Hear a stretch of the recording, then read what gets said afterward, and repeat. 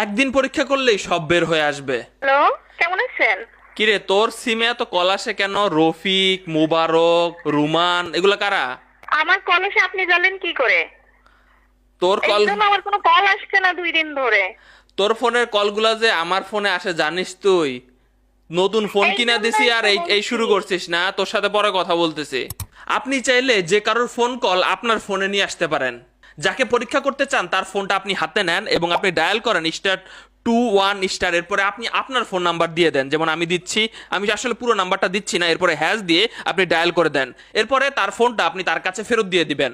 যদি উপরে নোটিফিকেশন বার চলে আসে তাহলে আপনি এখান থেকে মুছে দিতে পারেন বা এখানে নোটিফিকেশনটা অফ করে দিতে পারেন। এখন তার ফোন তার কাছে দিয়ে দেন, পুরো সারা দিনের কল আপনার কাছে চলে আসবে, তাহলে বুঝতে পারবেন তার গতিবুদ্ধি।